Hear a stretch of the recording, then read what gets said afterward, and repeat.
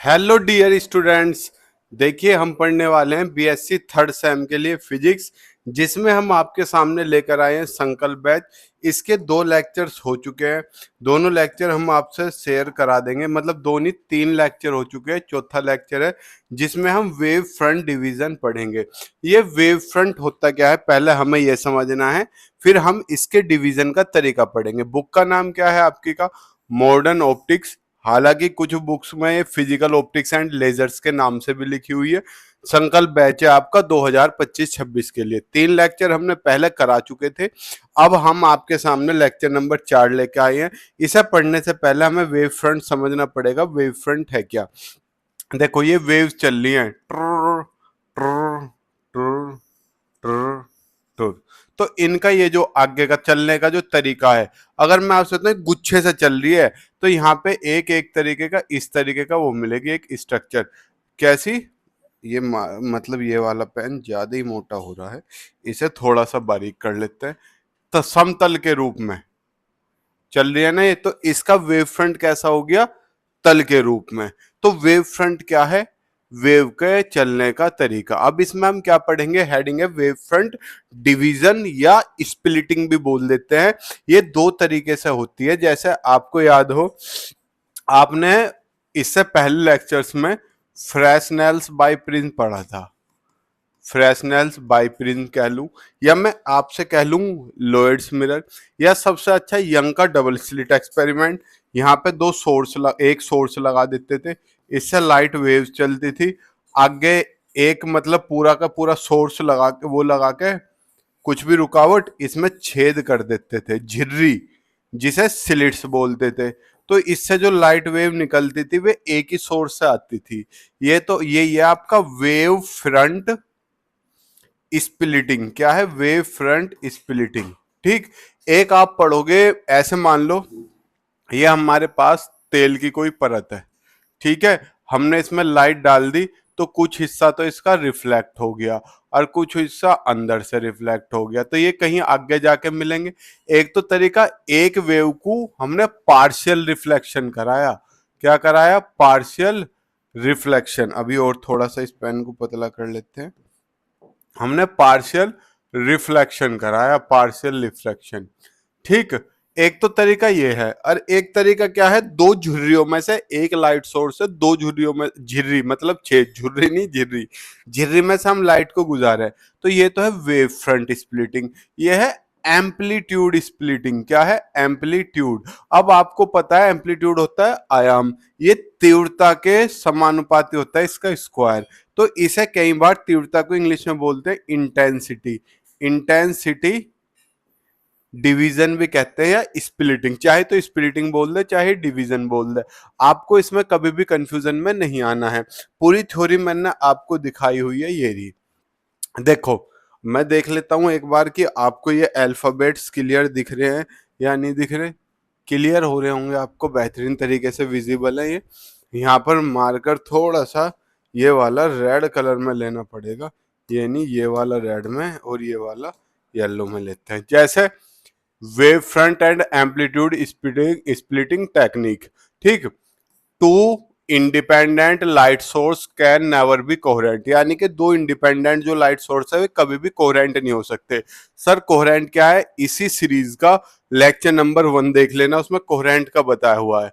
Because phase difference between them changes rapidly, क्योंकि इनके बीच जो फेज डिफरेंस है, कलांतर है, वो तेजी से बदलता रहता है। सर कलांतर क्या है? मान लो आपने एक वेव ये पढ़ी, ए साइन ओमेगा टी, और दूसरी आपने पढ़ी A two sine omega T plus five. तो यही जो साइन के एंगल में जो डिफरेंस है, कितने का डिफरेंस है? फाइव का। इसे ही बोलते हैं कलांतर, यानी कि phase difference. We can achieve a constant phase difference and all the condition of interference if two sources are derived from a single source, यानी कि हम कांस्टेंट फेज डिफरेंस या इंटरफेरेंस की सारी कंडीशन हम प्राप्त कर सकते हैं अगर दोनों सोर्स एक ही इंडिपेंडेंट सोर्स से प्राप्त हुए वो। जैसा आपको याद है हमने अभी थोड़ी देर पहले एक फिगर बनाई थी ये रही, यहाँ देखो दोनों सोर्स S1 S2 एक ही सोर्स से पैदा हो रहे हैं, यहाँ भी S1 S2 दोनों सोर्स देखो एक ही सोर्स से पैदा हो रहे हैं, तो हम ऐसे पैदा कर सकते हैं। ठीक, the technique used for creating coherent sources of light can be derived into two following categories, यानी कि जो कोहेरेंट सोर्स को ज्ञात करने की प्राप्त करने की जो टेक्निक है उसे हम दो पार्ट्स में क्या कर सकते हैं, चांद चांदनियों शेर शेरनियों डिवाइड कर सकते हैं। पहली वही वेव फ्रंट जो हमने पढ़ी थी और दूसरी एम्पलीट्यूड। स्प्लिटिंग कह दूं या डिवीजन कह दूं, दोनों बात एक ही है, वेव फ्रंट स्प्लिटिंग या वेव फ्रंट डिवीजन। यहाँ पे देखो अभी आपने पढ़ा था कि झिर्री में से एक लाइट सोर्स से लाइट गुजारते हैं, ये लिखा हुआ in this method a light wave front emerging from a narrow slit can be divided by passing through two, ये TWO है, यहां लिख देता हूं मैं इसे, ये दूसरा पेन ब्लू कलर का लेके, पासिंग थ्रू टू टी, ये कैसे भाई रेड कलर का क्यों चल रहा है, तुझे तो हमने ब्लू कलर का लिया है, ये थोड़ा सा अक्षर कट गया, two two closely spaced slits, spaced slits मतलब इनमें एक सोर्स दो थोड़ी दूरी पर रखी हुई स्लिट मतलब झिर्री छेद से अलग किया जाता है। The two parts of the same wave front travel through different paths and reunite on a screen to produce interferent pattern, यानी कि ये जैसे जा रहे ये आगे जाके टकरा के एक ऐसे चला गया एक ऐसा है, और ये आगे कहीं जाके मिल जाएंगे आपस में किसी स्क्रीन पे। आपको याद होगा यंग का द्विछिद्री उपयोग। ठीक, अब इसके एग्जाम्पल चाहो आप एग्जाम्पल लिख लो, यहाँ पे मैं इसके एग्जाम्पल्स लिख देता हूं। एग्जाम्पल क्या है, फ्रेशनेल्स, बाइप्रिज्म आपने पढ़ा है। दूसरा क्या है, एक ही रहने दो, दूसरा आप लिखना चाहो लिख लो, क्या है दूसरा, लोयड्स मिरर। तीसरा यंग्स डबल स्लिट एक्सपेरिमेंट, लिख सकते हो यार। अब नेक्स्ट एम्पलीट्यूड स्प्लिटिंग टेक्निक, इसमें क्या है, in this technique amplitude of a light wave is divided into two parts, इसमें वेव फ्रंट टूट रहा था, इसमें एम्पलीट्यूड टूटेगा। Named as reflected and transmitted, हमने पढ़ा था जो लाइट वापस हो रही है इसे तो रिफ्लेक्टर, जो अंदर चलेगी इसे बोलते हैं ट्रांसमिशन, आर पार निकल जाना। ठीक, component by partial reflection at a surface, और इस पूरी घटना को सतह पे क्या बोलते हैं, पार्शियल रिफ्लेक्शन बोलते हैं। These parts reunite on a screen to produce fringe pattern, this is known as interference due to division of wave front. अब इसका एग्जाम्पल दे दो सर, अगर मैं आपको एग्जाम्पल देने की कोशिश करूं, अबे चल जा, हाँ, अगर मैं आपको इसका एग्जाम्पल देने की कोशिश करूं तो आप एग्जाम्पल इजीली ले सकते हो।